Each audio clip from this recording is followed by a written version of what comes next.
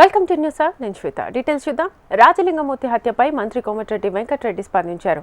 BRS దోపిడీని ప్రశ్నించినందుకే రాజలింగాన్ని హత్య చేశారని ఆరోపించారు.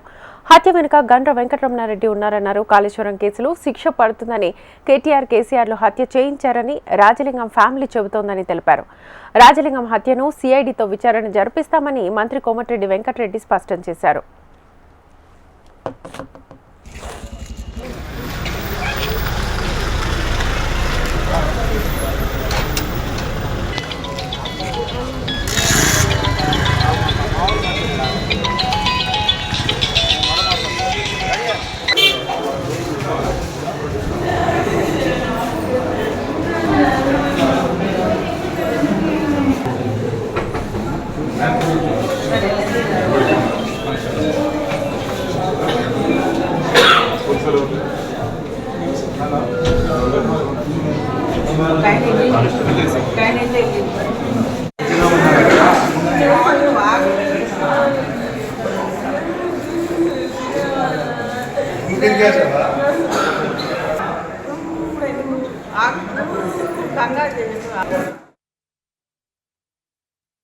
కానీ నిన్న జరిగిన హత్య మాత్రం చాలా బాధాకరం. దీనికంటే ముందు సంజీవ్ రెడ్డి అనే అడ్వకేట్ కూడా హార్ట్ అటాక్ తో చనిపోవడం జరిగింది. అది కూడా అనుమానాస్పదంగానే ఉన్నది. ఈ రోజు జరిగిన హత్య మీరు టీవీలలో ఇప్పుడు మీరు చూడండి, మీకు కూడా చూపిస్తాం. ఇప్పుడు చనిపోయిన లింగమూర్తి భార్య కూతురు క్లియర్ గా పోలీసులు ప్రజల సమక్షంలో ఈ హత్య 100% గండ్ర వెంకటరమణారెడ్డి గారు చేపించిందే. వాళ్ళ బిడ్డ ఆ భార్య మొత్తం వీళ్ళ వెనుక కేటీఆర్ ఉండి హరీష్ రావు గారు ఉండి ఈ కేసు హియరింగ్ వస్తున్నది. దీని మీద దోషులుగా తేలుతారు కాబట్టి కిరాయి అంతకులతో చేపించిండ్రు. ఎవరు కూడా స్థానికులు ఇంత ధైర్యం చేయరని చెప్పి ఓపెన్ గా భార్య బిడ్డ క్లియర్ గా ఏడుస్తూ రోధిస్తుంటే నిజంగా ప్రతి ఒక్కరు కూడా చెల్లించిపోతున్నాం. పాపం తగిలిపోతారు చెప్తున్నాం. మీరు తప్పకుండా చట్టపరంగా శిక్ష పరంగా ఫాస్ట్ ట్రాక్ కోర్టు ఏర్పాటు చేయాలని మా సీఎం గారికి కూడా డిమాండ్ చేస్తూ గౌరవ న్యాయమూర్తులకు కూడా, ఎందుకంటే క్లియర్ కట్గా వాళ్ళ భార్య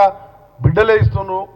దాంతోపాటు సిబిసిఐడి ఎంక్వైరీ చేస్తారా, ఫాస్ట్ ట్రాక్గా సిట్ ఏర్పాటు చేస్తారా, చర్య తీసుకొని కేసీఆర్ కానీ ఎవరన్నా కానీ హత్య చేసినప్పుడు వదిలిపెట్టే ప్రసక్తే లేదు.